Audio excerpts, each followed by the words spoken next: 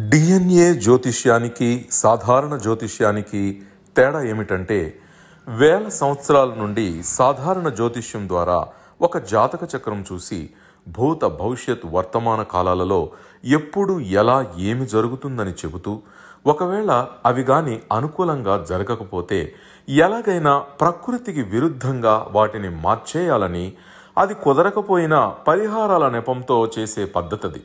కానీ దానికి మారుగా డిఎన్ఏ జ్యోతిష్యం ద్వారా ఇవన్నీ ఎందుకు జరుగుతున్నాయని కనుగొని ఒక పని చేసే ముందే అది సరైనదా కాదా అని సరైన సమయంలో మనము తీసుకునే మంచి నిర్ణయం జీవితంలో అన్నింటిలో విజయాలు సాధించడానికి సలహాలు, మార్గదర్శకాలు చెప్పే నిజమైన జ్యోతిష్య విధానం ఇది.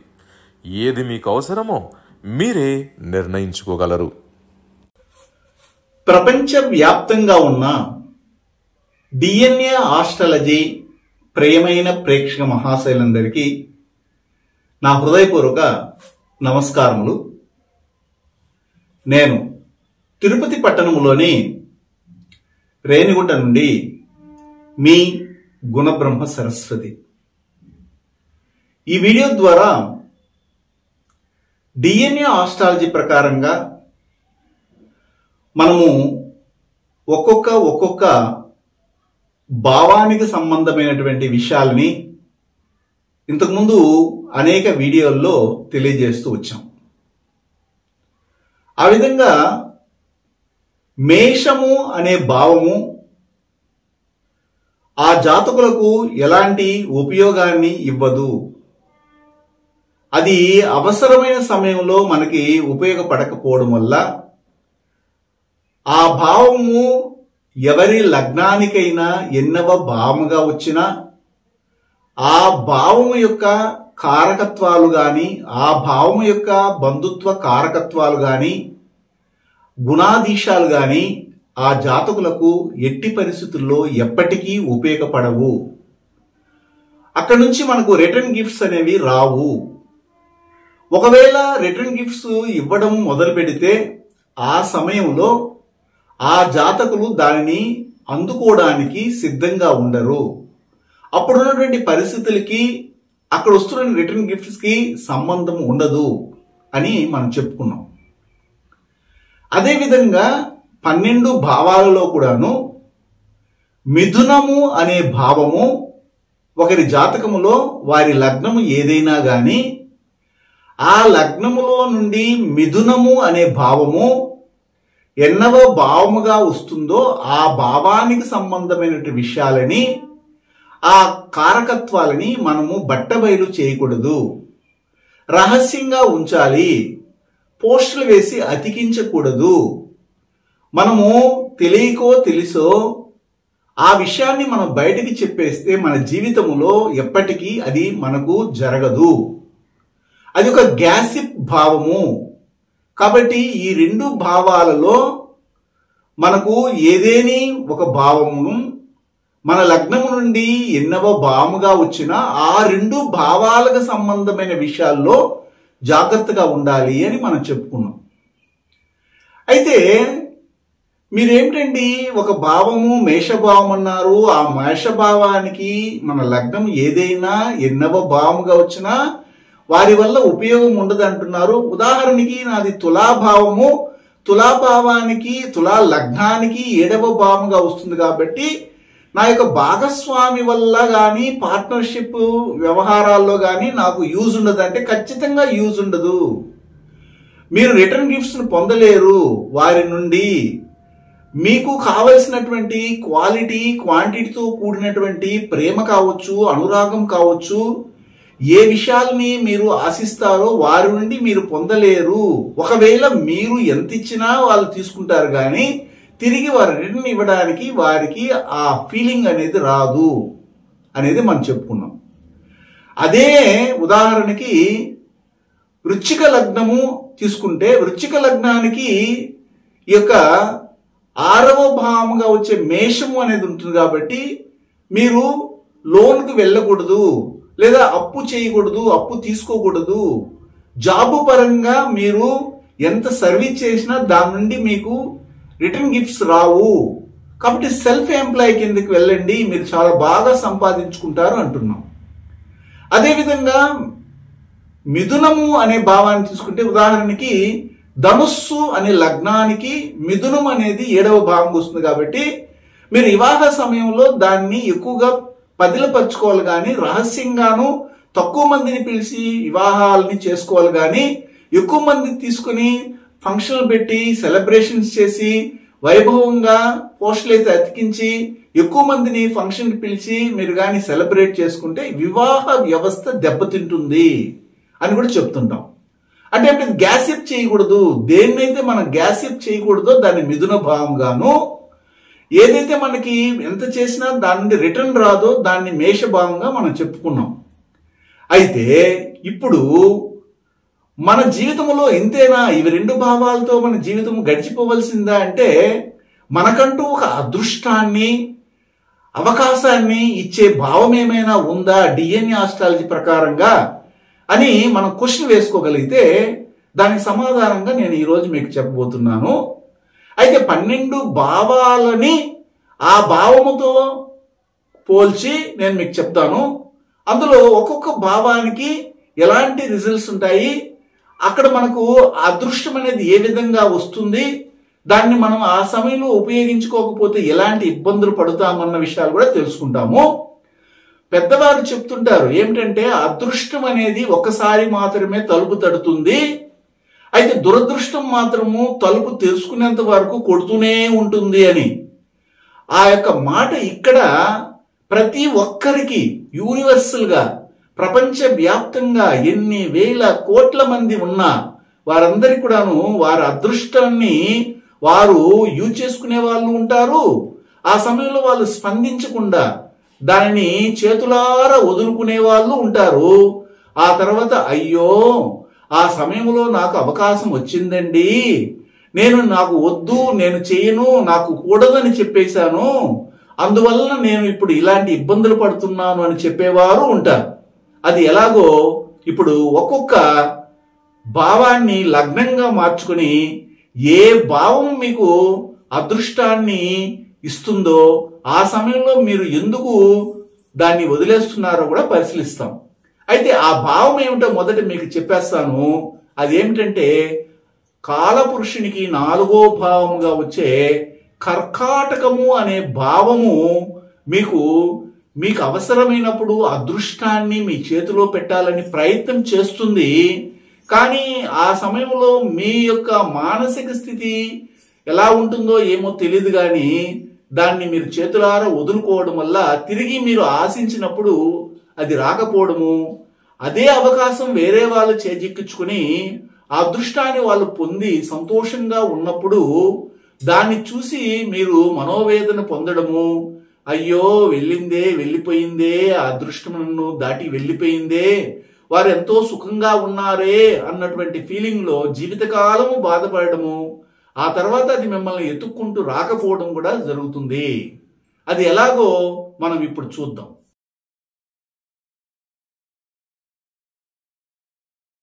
గురువు గారి నుండి డిఎన్ఏ ఆస్ట్రాలజీ ప్రకారంగా మీ జాతక పరిశీలన చేయించుకుని సలహాలు మార్గదర్శకాలను పొందాలంటే మా త్రిశక్తి డిఎన్ఏ ఆస్ట్రాలజీ యూట్యూబ్ ఛానల్లో మరిన్ని వీడియోలు చూసి ఒక అవగాహనకు వచ్చాక మీకు ఉపయోగపడుతుందనిపిస్తేనే ఫోన్ ద్వారా కానీ లేదా డైరెక్ట్గా కానీ అపాయింట్మెంట్ కొరకు సంప్రదించగలరు. కాలపురుషునికి 4వ భావమైనటువంటి కర్కాటకము ప్రతి ఒక్కరి జీవితంలో, వారు అమ్మాయి కావచ్చు లేదా అబ్బాయి కావచ్చు, పుట్టినటువంటి ప్రతి ఒక్క మానవులకి ప్రపంచంలో ఎన్ని వేల కోట్ల మంది ఉన్నా కానీ వారందరికీ ఒక అదృష్టాన్నిచ్చే ఒక కల్పతరువు, ఒక కామధేను, ఒక అమృత తుల్యమైనటువంటి అమృతవల్లి, అమృత స్వరూపిణి, అమృతధార, వాక్విలాస విశేషిని, అమృతమై విజ్ఞాని, అమృతాశిని, అమృత వర్షం కురుగురు అన్నట్టుగా అమృత వర్షాన్ని కురిపించే ఒక గొప్ప స్థానం. ఆ కర్కాటకం అనేది మీ లగ్నానికి ఎన్నవ భావముగా వస్తుందో, ఆ ఎన్నవ భావముగా వచ్చి ఆ భావ కారకత్వాలు కావచ్చు, ఆ కారత్వ బంధుత్వాలు కావచ్చు, మీకు మంచి చేయాలని వస్తాయో వాటిని విస్మరించకుండా, నెగ్లెక్ట్ చేయకుండా ఉంటే మీకు నిజంగా మీ జీవితంలో ఒక అదృష్టాన్ని పొందినట్లే. అంటే ఏంటంటే చాలా మంది సాధన చేస్తారు, వందల మంది వేల మంది సాధన చేసినా కానీ భగవంతుని యొక్క ఆంతర్యములో అంతర్మాతృకలో అమ్మవారికి అంతర్మాతృక ఆమె యొక్క హృదయంలో చేరడానికి ఒకరికే పర్మిషన్ ఉంటుంది. ఎన్నో వేల మంది ప్రయత్నం చేస్తారు సాధకులుగా, కానీ అందరినీ ఆ యొక్క భగవతి తన యొక్క ఒడిలో పెట్టుకోదు, ఆమె హృదయంలో చోటివ్వదు. కొంతమందికి ఇస్తుంది. ఎప్పుడు ఇస్తుందంటే ఆమె ఇచ్చే అవకాశాలని మీరు పొందిపరచుకోవాలి. మీరు అనుకుంటున్నారేమో భగవంతుని నేను పూజ చేస్తానని, అది వట్టి మాటలు. మీరు కాదు పూజ చేయడము, మీరు పూజ చేయాలి అని ఆలోచనని కలిగించి తన వైపుకు లాక్కుంటారు భగవంతుడు. అప్పుడు మాత్రమే మీరు సాధకులు అవుతారు, మీరు భక్తులు అవుతారు. ఏ యొక్క సాధకుడు ఏ యొక్క భక్తుడు కూడాను తను పూజ చేస్తున్నాను, తను ఆరాధిస్తున్నాను, దేవతని ఆరాధిస్తున్నానని చెప్పరు. నా వైపు చల్లని చూపులు చూసినటువంటి ఆ భగవతి నన్ను తన వైపుకి ఆకర్షించుకుని నాకు ఉన్నతమైన స్థితిని ఇచ్చిందంటారు. ఆ విధంగా అదృష్టం అనేది మిమ్మల్ని ఎత్తుక్కొని వస్తుంది. ఆ అదృష్టం ఎలా వస్తుంది అంటే, ఉదాహరణకి కర్కాటక లగ్నానికి చెందినటువంటి వారికే చూద్దాం. నిజంగా వీరు అదృష్టవంతులే.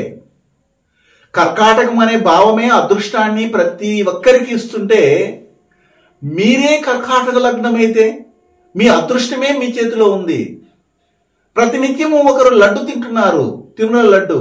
శ్రీ వెంకటేశ్వర స్వామి యొక్క అనుగ్రహంతో కొన్ని సంవత్సరాల తర్వాత ఆ లడ్డు మీద విరక్తి కలిగి నేనే లడ్డు అయిపోయిన తర్వాత నేను లడ్డు తినాల్సిన అవసరం లేదు.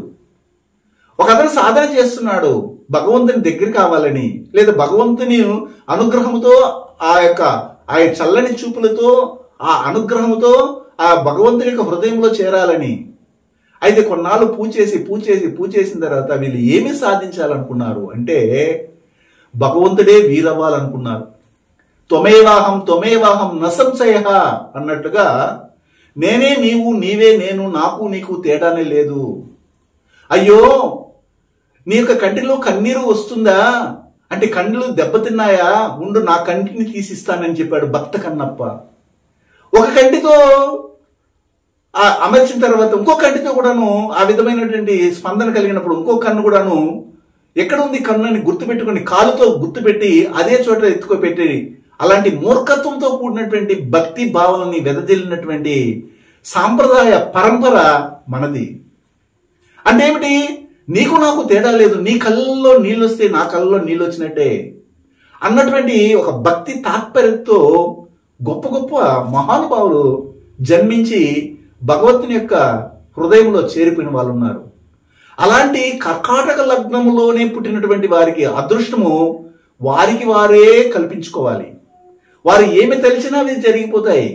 దానికి కారణం ఏమిటంటే, వారే అదృష్ట దేవత ఒడిలో కూర్చోన్నారు. అమ్మవారి యొక్క అనుగ్రహంతో వారు కర్కాటకంలో పుట్టారు. అలాంటి సాక్షాత్తు వారే భగవత్ స్వరూపులు. అలాంటి అదృష్టాన్ని, అవకాశాలని తను తాము ఉద్ధరించుకోవడానికి ఉపయోగించుకోకుండా ఇతరులు బాగుపడాలి అని భావిస్తుంటే వీరి అదృష్టం వీరి దూరం అయిపోతా ఉంది.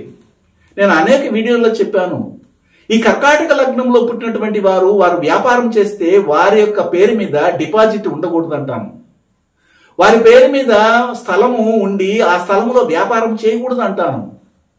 వాళ్ళ తండ్రి సంపాదించిన సంపాదనను వీరు అనుభవించడానికి వారి చేతిలో నుండి డైరెక్ట్ గా కానీ తండ్రి చేతిలో నుండి కానీ ఆ బిడ్డ చేతిలో ఇస్తే ఈ కర్కాటక లగ్నం వాళ్ళు వృధా చేస్తున్నారని చెప్తుంటాను. ఎందుకంటే వీరు ఎవరో ఇచ్చినటువంటి సంపాదనను, ఎవరో ఉన్నటువంటి స్థలంలో వీరు ఉన్నదే సాక్షాత్తు భగవతి స్వరూపినటువంటి లక్ష్మీదేవి ఒడిలో ఉన్నారు. అదృష్ట దేవత ఒడిలోనే వీరు కూర్చున్నప్పుడు వీరు తీసుకునే నిర్ణయాలు ఎవరి కొరకు తీసుకోవాలి, వీరి కొరకు తీసుకోవాలి, కానీ ఇతరులు బాగుపడాలని తీసుకున్న రోజులు వీరు బాగుపడడం అనేది ఉండదు. వీళ్ళ దగ్గర వ్యాపార రీత్యా సంపాదించిన ధనం కానీ పెట్టుబడి కానీ ఉంటే దానిని ఎవరైనా ఫోన్ చేసి ఇలాగ నాకు 10 లక్షల రూపాయలు కావాలంటే నువ్వేం కంగారు పడద్దు, నేను నీకు ట్రాన్స్ఫర్ చేస్తాను, వాడుకో, నీకు కావాల్సినప్పుడు ఇవ్వలే, వడ్డీ కూడా అవసరం లేదు అన్నటువంటి రకంగా ఉంటారు.